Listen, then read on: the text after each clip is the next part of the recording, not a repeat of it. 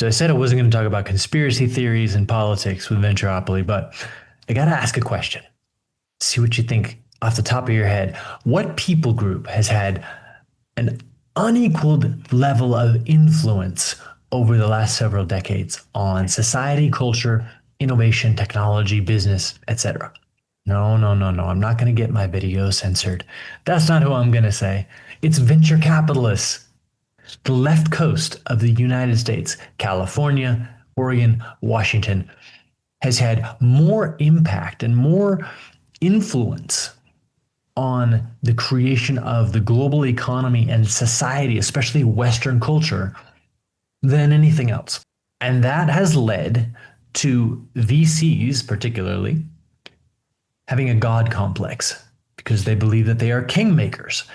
And so it's created this sort of hierarchy where you have pawns and you have kings. If you watch any and Mark Andreessen videos, it's absolutely hilarious the level of hubris that this guy spews out. He believes that AI is going to take every single job except for the job of the venture capitalist because how could the world possibly survive without VCs? He also believes, and he's very adamant about this, this was a speech that he gave at Y Combinator a few years back, that the first and most important test for any founder is their ability to use the people in their network in order to get a warm introduction to VCs. Because VCs are just too important and too busy to answer cold emails or to go in and look for companies and do scouting. No, why would they bother doing that? Everyone has to come to them and they have to come through a warm introduction.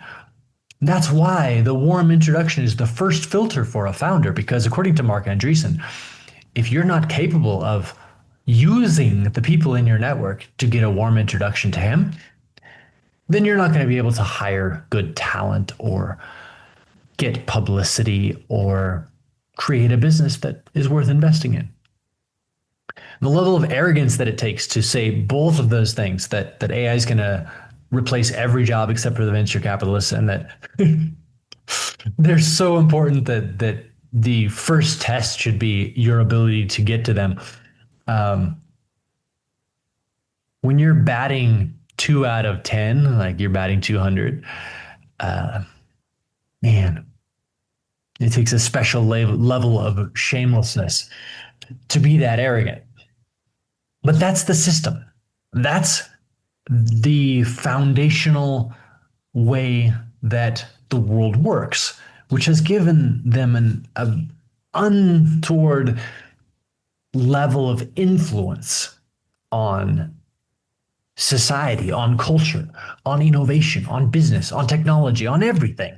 Because these are the people who determine which companies sink or float to a large extent. On a macro level, because yes, you can bootstrap a company to success as a small business. But in order to scale to a level where you can have national impact or global impact, it most likely will require those scaling jumps that are going to require venture capital. And so those are the gatekeepers for building businesses with great impact on the largest number of people. And so you have these VCs who see themselves as kingmakers and sort of a deified stratosphere that they occupy. And you have founders who, for the most part, want to get to that level. They want to build a unicorn so that they can get filthy rich. And so you either die a founder or you live long enough to become a VC, is the paraphrase of the famous quote. You die a hero or you live long enough to become a villain. But there's a better way.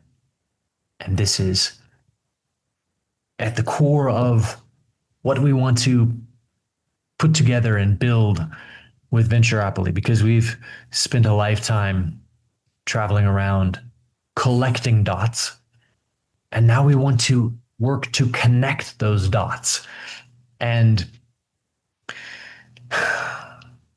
disruption cannot come by copying the same system that is failing and then just attempting to infuse it with a better ideology or a little bit of innovation and hope that it is disrupted. That's not how it works. To truly be disruptive, there has to be more in play than simply a different form of gods and pawns. Because that's not all that exists when you're talking about building something of great value. You have to level the playing field to where there are investors and there are founders and there are topical experts such as engineers and scientists and lawyers. There are people who just love to build. There are people who love to operate and consistently see measured, steady growth. And there's a variety of other roles that every team needs. It's not simply star players and I'm not sure what you would even call VCs, the owner, the Jerry Joneses of the world. If you follow the NFL and American football at all, Jerry Jones is this psychopath owner of the Dallas Cowboys who bought the team, had massive success in the early years, in large part because of the coach who was there, Jimmy Johnson. They won 3 Super Bowls in the 90s, and they haven't been back since. Because this guy acts like a VC. He's involved micromanaging at every level, and he thinks that he is the final say on everything and the one who is like Mark Andreessen. Like, the team can't function without him. And all of the other fans of other teams, like, they say, Jerry, please live for another 50 years, because it's just self-sabotage. But for him, as this narcissistic psychopath, and I'm getting very far afield from the point, but he believes it's all about him and that it's not about the players on the field. It's not about the coaches. It's not about the staff. It's just about him and his decisions. And this is the same attitude that most VCs take. It's like they are the ones who will decide who lives and who dies. They are the ones who will decide what happens to build society. We want to build a parallel society outside of the system, and we want to do it in a different way that brings people together with varied talents and abilities and skills and interests and obsession levels to get them on the team going the right direction, going the same direction to build something of value. Not with the specific explicit goal of simply returning 100x, but to truly build a parallel society outside of the system that is based on the ideology of promoting and protecting life and liberty and valuing impact for what it is. As Ayn Rand said, you can be sure your society is doomed when people succeed by trading in favors instead of in products, in goods, in services. And that's where we're at. And that's what gets invested in. It's favors, introductions, nepotism, connections. But we can do something better. We can build something better that's based on proof of work, productivity, and building together as a team with unique skill sets and abilities and investment to make the world a better place that we actually want to live in. The key, I think, to disrupting this whole gods and peons thing is completely disintegrating the structure and creating a new structure. So instead of a hierarchy of begging and blessing, it's one of a level playing field where you bring in people who are maybe at varying socioeconomic levels, but all have this shared ideology for life and liberty, and all have a passion and obsession with what it is that they are able to bring to the table and to the team, and making sure that the structure rewards those who are willing to be transparent and build publicly together and play the role that they are best suited for. I think because I grew up in America in the 90s, at the peak of the empire, we can say, athletically, politically, militarily. I mean, the 90s really, to me, seems like it was the peak and it's been all downhill since then. Um, the mentality, I think, also has caused some long term damage because it was an era of superstars becoming superstars. Michael Jordan was not simply a star in the United States, he became a global superstar on a level that probably no athlete had ever been before. And he really opened the door and paved the way for today's generation of stars, whether artists, musicians, um, athletes, or even startup founders, to really be global influencers and idols.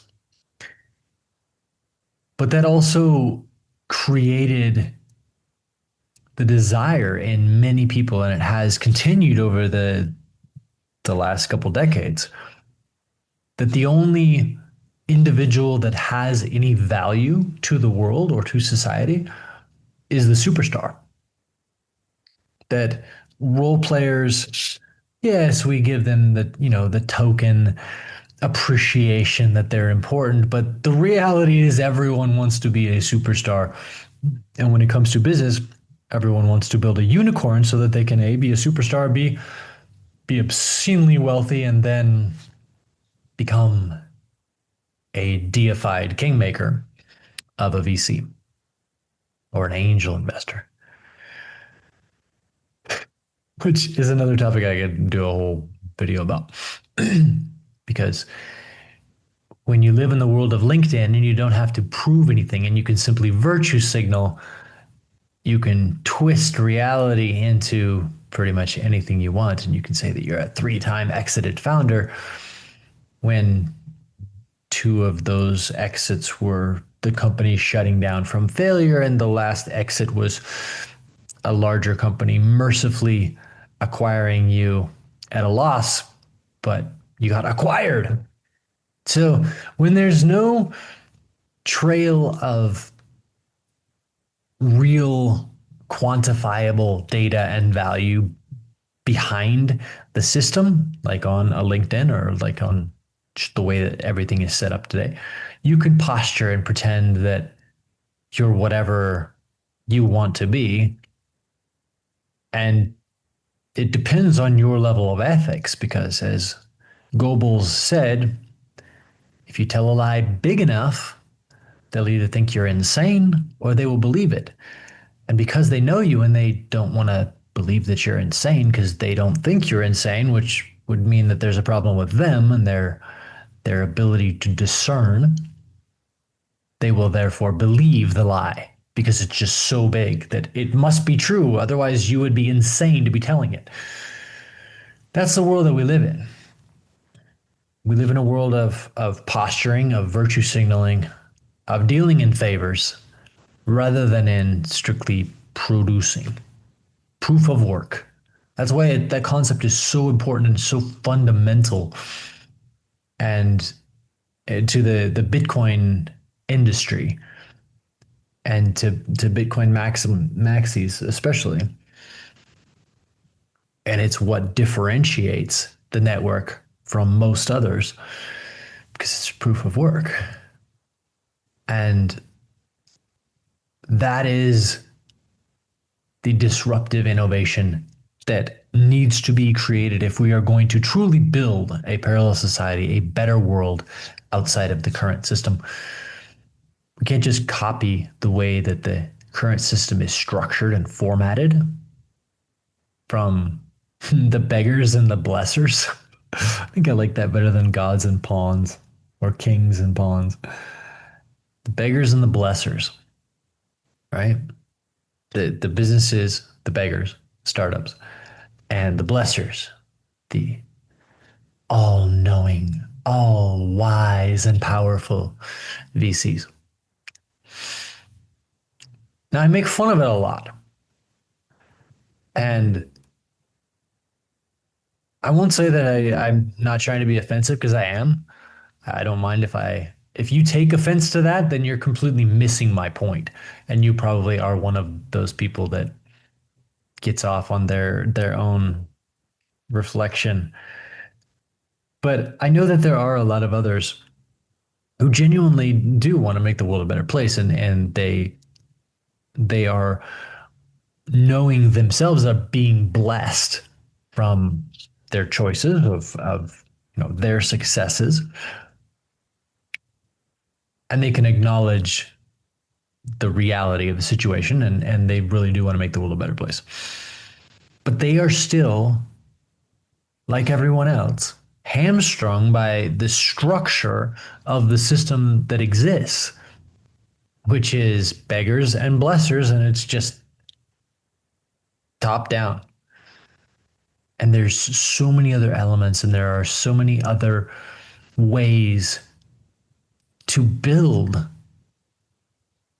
especially tangible businesses, and particularly in the developing world, in the frontier, where things are changing, where there is fresh opportunity to start anew and to build something that is not saddled with the baggage of centuries of weighty dealing in favors, and those networks which really seek to, or not even seek, but they exist as a sort of ceiling. And so a place like El Salvador or Argentina or various countries in Southeast Asia are more interesting than a lot of the West.